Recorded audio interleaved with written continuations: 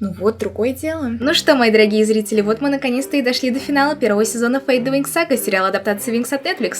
Сегодня мы с вами рассмотрим 6-ю серию, посмотрим, какие есть там интересные моменты, какие-то отсылки, разберемся, на самом ли деле умерла Фара или просто хайпит на своей смерти, ну и подумаем, что можно ждать во втором сезоне этого проекта. Надеюсь, вы уже уютненько устроились, взяли себе вкусняшек, налили чаечек или чего-нибудь покрепче. Пожалуйста, не забудьте подписаться на мой канал, поставить лайк и оставить комментарий.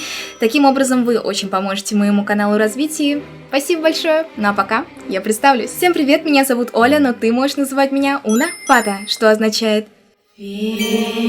добро пожаловать на мой канал. Ну что же, 6-я серия называется Fanatic Heart или Одержимое сердце. Это слова из стихотворения, разумеется, Уильяма Йетса, которое называется Remorse for Intemperate Speech, раскаяние за несдержанную речь. Слова Fanatic Heart встречаются в этом стихотворении аж 3 раза в конце каждой строфы, и в целом это произведение о праведном гневе, фанатизме ирландского народа, который передается из поколения в поколение и от которого, видимо, он никогда и не избавится. И в отличие от предыдущих глав книги новелизации по этому сериалу, 6-я глава, где повествуется то, что произошло в 6-й серии, начинается со строчек совершенно другого произведения Йетса, которое называется The Second Coming, или Второе пришествие. Это стихотворение было написано в 12 году прошлого века, когда в мире было отнюдь неспокойно, и Уильям в этом стихотворении как раз отражает свои мысли и предчувствие того, что скоро случится. Он считает, что мир либо засосет сам себя, либо в прямом смысле схлопнется. В общем, ничего хорошего ожидать нельзя.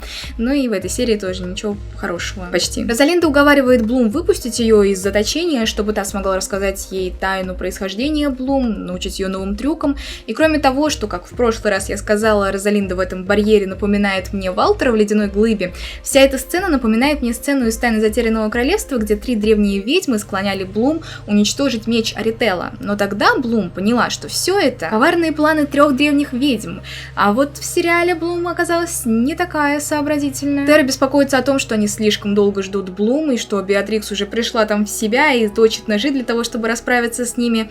Муза утешает ее, говорит, что ей достаточно будет всего лишь 1 ножа, чтобы со всеми 3 ими расправиться. На самом деле в оригинале на английском языке они используют слово «шиф», и это не ножи, а скорее заточки. И в этот момент я почему-то вспомнила игру The Last of Us, потому что там шиф, заточки, это одна из первых вещей, которые можно скрафтить во время прохождения основной игры. Пара вместе с Харви и Аишей возвращается в свой кабинет и видит там 3 Винкс. План раскрыт, девочкам не поздоровится. В предыдущий раз я заметила, что многие посчитали, что это я считаю Аишу крыской, потому что она сдала всех Винкс и еще и там себя сдала. Но не забывайте, что здесь я делюсь именно фактами, я констатирую факт, я констатирую то, как ее показывают в этом сериале. И если я хочу поделиться своим мнением, я говорю именно так. Я думаю, я считаю, я вижу так, мне кажется.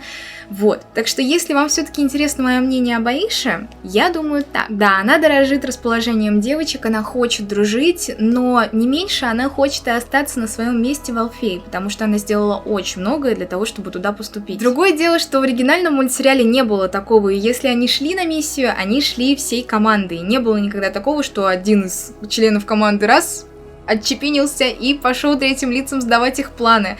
Наверное, именно на фоне оригинального мультсериала эта ситуация выглядит немножечко странным, но все-таки не будем забывать, что сериал — это нечто отдельное от оригинального мультсериала, совсем что-то новое. Блум удивляется тайному выходу на старое кладбище, а ничего, что ты там же проходила в первой серии, чтобы попасть на землю к родителям. Забавно видеть, как при любой неприятной ситуации сам оказывается рядом с Музой, чтобы поддержать ее. Они прям такая идеальная парочка. Но я все же ожидала, что нам покажут больше Музы Ривена в этом сериале, кроме того, что мы видели в прошлый раз. И мне интересно, доведут ли они до конца вот эту линию Музы и Сэма. С одной стороны, конечно, приятно видеть Музу в здоровых, наконец-то полноценных отношениях, но с другой, канон говорит об обратном. Вот как вы считаете, какова вероятность того, что отношения Музы и Сэма в какой-то момент завершатся по любой причине, и Муза переключится на Ривена? Ну и Розалинда посвящает Блум в то, что в Эстерделе жили кровавые ведьмы, которые использовали фей для жертвоприношений, поэтому они забрали Блум, потому что у нее дико мощная магия. И это значит, что в Эстерделе не жили ее родные родители, скорее всего, ее просто туда как бы украли. Если это правда, значит, родители Блум где-то живы, они не умерли, когда Эстердел погиб. Алло, Фар, Ну что, рассказывай, что ты бабушка Блум, что она твоя внучка. Абонент временно находится в могиле. Пожалуйста, перезвоните позже. Черт. Розалинда напитывается волшебной энергией из каменного круга, и даже здесь видно, как потихонечку опускается барьер по периметру Алфеи. В этот же момент происходят некоторые проблемы с электричеством в Алфее, и поэтому мы понимаем, что энергоснабжение Алфеи зависит от магии. Жалко, что это никак не визуализировали, и мы это поняли только по вот этой сцене. Почему какую-нибудь магию не добавить к этим светильничкам? Было бы намного прикольнее. В книге, кстати, подробнее описывается, что накопление волшебной энергии происходит при взаимодействии волшебных сил феи воды и феи воздуха. Интересно, кто конкретно из фей там сидит в котельне. Розалинда — это буквально смесь 3 персонажей в одном. Дафна, потому что она, спасая Блум, перенесла ее на землю. Валтер, потому что она томилась в заточении множество лет, обдумывая свои коварные планы. И 3 древние ведьмы, потому что она сказала Блум, что ее родители, скорее всего, еще живы. И это мне напомнило 24-ю серию 3-го сезона, где 3 древние ведьмы сказали Блум примерно то же самое. В книге, кстати, Ривен подумал, что Астерделла — это местный стрип-клуб. Угу, с блэкджеком и феями. Господи, Сэм идет по школе, как будто бы по нижним уровням Титаника. Не смотрю! А вот, кстати, огненная фея. Конечно, в наше время нет места гендерным стереотипам, но для этой франшизы мальчик-фей все-таки выглядит довольно экзотично. Ну а в это время Дэйн что-то там варит для того, чтобы привести Беатрикс в чувство, и вот только Ривен встал на путь истины, Дэйн обратно затянул его в неприятную историю, из-за чего в результате парни стали даже слугами Беатрикс, и не только. Ривен признается, что раньше они вместе с Террой довольно часто зависали в оранжерее, и за счет этого он довольно много знает, и сейчас может помочь Дэйну. И наконец-то я понимаю, почему столько людей шиперят Ривена и Терру.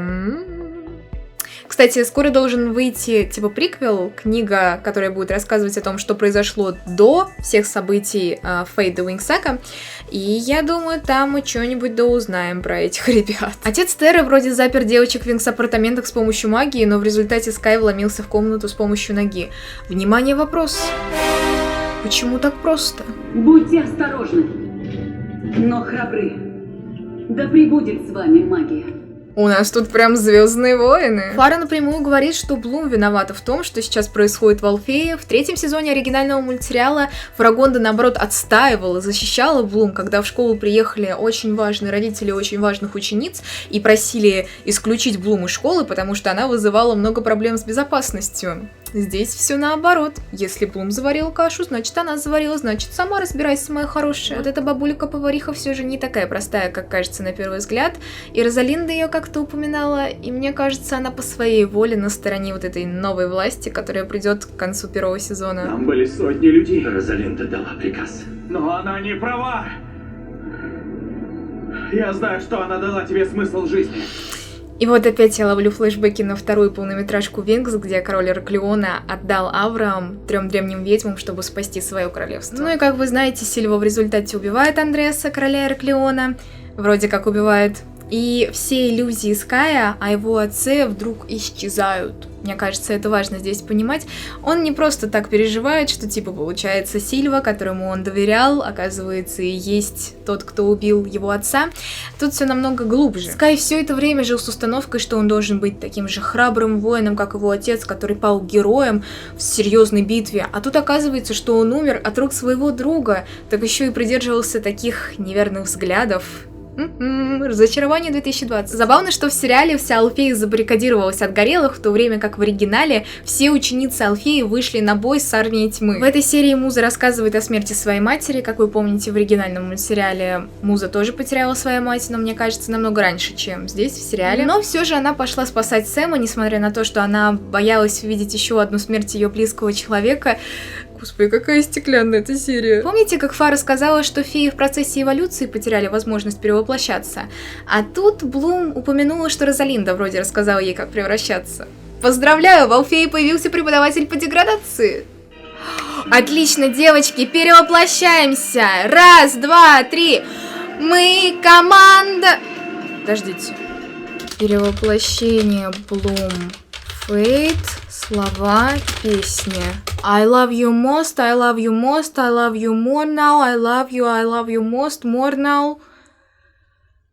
А где победим злобных Трикс? Как ни странно, в конце своего путешествия я думала не о словах Розалинды и даже не о словах мисс Даулинг. Я думала о маме, о том, как мы играли, притворяясь принцессами в замке, и как она пела мне песни группы поддержки. Close your eyes and open your heart. Да! Наконец-то я дождалась прямую отсылку на оригинальный мультсериал. В общем, это первая строчка песни Wings из заставки от 4Kids. Вы, возможно, ее слышали в игре Wings на ПК. Дело в том, что эта игра была сделана больше основываясь на версию американскую, чем на нашу европейскую. Точно так же и сериал вроде больше делали по американской версии, чем по европейской, которая больше близка нам. Многие вообще раскритиковали эту сцену, и я, честно скажу, тоже словила кринж. Ну, потому что я никак уже не ожидала, что в этом сериале будут какие-то превращения, а тут такое... И все-таки это превращение мне слишком напоминает старые рекламы кукол Wings. Ну и где бюджет рекламы, а где бюджет Netflix? В интернете появились концепт-арты крыльев Блум, и многим они показались намного интереснее, чем то, что мы получили в результате. Мне кажется, они так на самом деле и выглядят, просто они как бы смазываются во время движения, и поэтому не очень понятно, какой они формы. Еще в интернете появилось видео с процесса съемок вот этого превращения. Оказалось, что основные движения, в принципе, выполняла дублерша, как бы каскадер Эбигейл, которая вот исполнила роль Блум, и каскадера-дублера зовут Аврил Мерфи. Эти крылья все равно какие-то странные, так и непонятно, есть ли у них какой-то функционал, могут ли они позволить Блум летать или нет. И все-таки непонятно, какая у них форма, потому что они как бы как огоньки за спиной Блум, и во время того, как она движется, у нее как будто бы они немножечко затухают, и потом обратно воспламеняются. В общем... Не знаю, пока что ничего не понятно. Понятно, что ничего не понятно. Окей, совершенно точно понятно, что в превращении Блум становится в разы сильнее, она мощнее, бьет по врагам и вырывает у обожженных прямо из груди как бы их сердце. На английском их сердца назвали Cinder, это зола или пепел. Вот что-то я не уловила, в русской версии их как-то называли или нет, может быть, я пропустила. Конечно, здорово, что Блум таким образом может бороться и даже полностью избавляться от обожженных, но было бы прикольно, если бы они в следующих сезонах научились именно превращать обожженных обратно в людей, потому что после того, как Блум победила обожженного, на его месте оказывается прям человек. Прям видно. И это, скорее всего, действительно какой-то бывший воин. Момент битвы, на самом деле, такой захватывающий, сильный. И по ощущениям очень похож на финальную битву Блум и Айси в первом сезоне, когда Блум уже управляла не просто огнем, а пламенем дракона. Ну и если кому интересно небольшие подробности из книги, во время того, как Блум билась с обожженными, Аиша и Стелла с помощью магии света стали невидимыми. Когда Розалинда заходит в оранжерею к Би и к парням, мы видим, что у мальчиков, у Ривена и Дейна зажигаются глаза, и, видимо, их околдовали. Был пацан, а нет пацана. О, какая у Блум милая пижамка. Мне сразу почему-то напомнила костюм Love and Pet из 4-го сезона. Терра спрашивает, были ли похожи крылья Блум на крылья Динь-Динь, и Стелла отвечает, что они были в разы круче. Ну, конечно, разумеется. Динь-Динь вообще курит в сторонке. Ой, обнимашки с парочкой. Кто бы не хотел обняться с Фарой?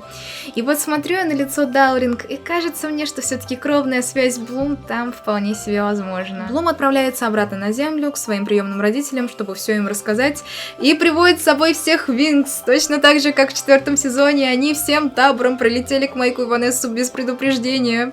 Кто там говорил, что нет ничего общего с оригинальным мультсериалом? Состоялся тяжелый разговор, где Блум рассказала, что она не является их родной дочерью, ну и заодно рассказала, что она вообще фея.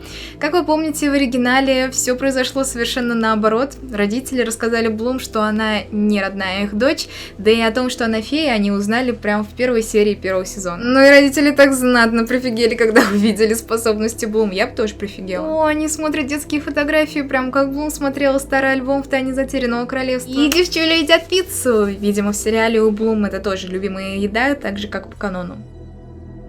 А если нет, Фара, обернись, обернись, обернись! что они с этим поделают? И знаете, что самое страшное я прочитала в книге по этому сериалу?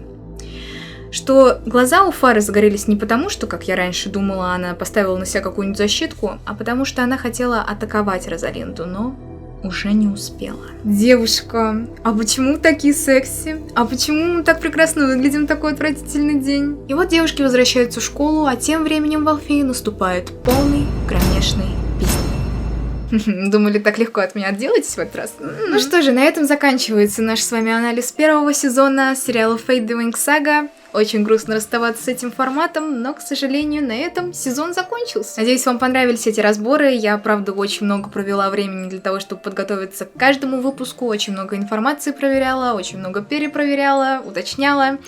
Вот.